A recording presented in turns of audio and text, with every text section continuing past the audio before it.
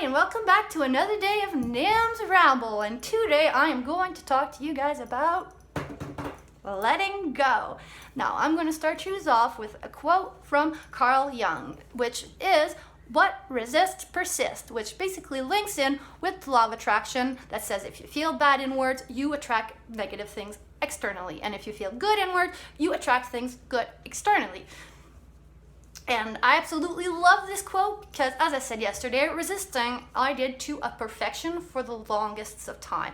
I had to have control over everything, and I was constantly trying to mold the outcomes to my vision of what they should be. And the more I resisted, the more chaos was thrown my way. It just created this very negative loop in my life. I was in quicksand, and I kept moving and squirming and moving and squirming, and the more I did that, the more I sank faster. Now, I talked about fear yesterday, so I felt a strong pull about talking about my journey with letting go. Having a past like mine, often I was faced with questions like, how did I let go of the pain of the past? How did I forgive my parents? How did I build a new relationship with them in the present? And it's pretty simple, although getting there and getting it accomplished, on the other hand, it was not easy for me. And it's a simple let go. Let go, let God, letting go gracefully. There's everywhere you go, and no matter what you listen to on YouTube or what book you read, one of the many things you will learn is they'll say, let go. Okay, I found that sentence infuriating in the beginning because I could not. I was a control freak. I had to have control. Let go. But I did not do this because, you know what? Although it sounded like a very simplistic process, I was a person that was always bringing my past into my present. So it took me, a good 27 years to get here, right? So patience, lovelies, repetition and gentleness and understanding are the key here. Being hard on yourself for not being able to let go will not help you in the matter to let go. Because as the law of attraction said, you're the only one who can create the life you deserve. Now, when I started my journey with letting go, honestly, for me, it all started about 6 years ago when I was under suicide watch at the hospital, and and then after that, I got transferred to the detox center to clean out because I was an alcoholic. Now, everyone uses things and actions to fill holes in their heart. There's no shame in that. You gotta own it. It was the first thing I learned lying there in my little room, crying like a baby because for the first time in my life, no one could distract me from my mind and no substances could numb the hauntings of my past. So therefore, I had to accept that I needed to let go. If I didn't want the past to beat me. And you know what? I'm a big sore loser. Ask anybody in my family. When I played GameCube on Mario Kart, I was mean. I had to win. So you know what? Life kicking my ass, beating me to my life did not work for me. So I kicked it into overdrive and I put boot to the ground and I went out venturing for ways to heal my past and to heal myself, so hopefully one day I could do that simple thing that everybody kept talking about and letting go.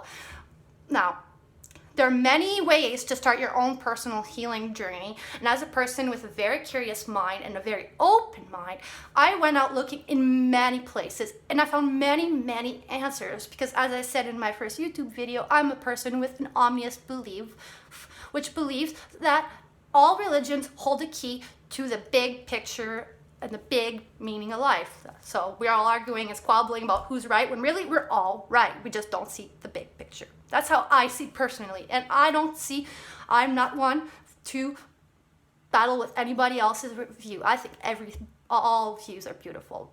All views have something to teach you. So I went out and I listened with an open heart and an open mind, and back then, I didn't completely understand everything, but you know what? I'm sitting here talking to you guys, so I do understand now.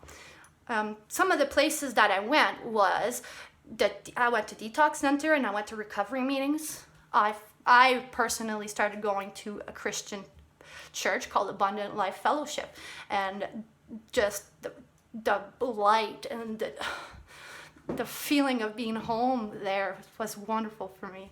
I went to Wicca, where I learned to, make moon rituals and to let go of the things that hold me back and to write things that I do want. I learned about Buddhism and compassion and empathy. I went and learned about the law of attraction and attracting my mind and being positive to attract positive. I went to therapy and counseling because yes, in cases where, like me, where you have PTSD, post-traumatic stress disorder, severe anxiety with panic attacks, you need therapy, you need counseling, and you need a treatment plan. So you do that. Do what's good for you. Do what you think is good, or is good for you. I also used, many sources on the internet and books, and I talked to people all around, everywhere. And, little by little, each nugget of knowledge sparked my soul, and it brought me here today with you guys on this video. So finally, I realized that if I want to grow and be somebody amazing one day, I had to change, and but I didn't just have to change. I had to be the change I wish to see in the world. Instead of complaining about the world, I needed to be that change. So I started to do that. And 2, you have to let go gracefully. You do not have to erase the bad things in your mind. You don't have to hold on to everything, because you know what? Everything happens for a reason. We don't see the grand picture. We might not see why things happen, but everything happens for a reason. It's for you to be here. It's for you to be in that moment, in the present moment. Don't obsess about what's behind. What's behind just got you here. Let go gracefully. Live in unity with your past and with your hardships in life. It's accepting the lessons that the past gives you and fighting and attracting more, instead of fighting and against everything and resisting everything and then just attracting more and more chaos into your life. That's what I finally understood, that the only competition in my life was the one with myself. I am not in competition with anybody. I am not better than anybody. I am me. And you know what? My goal is to always be better than who I was the day before.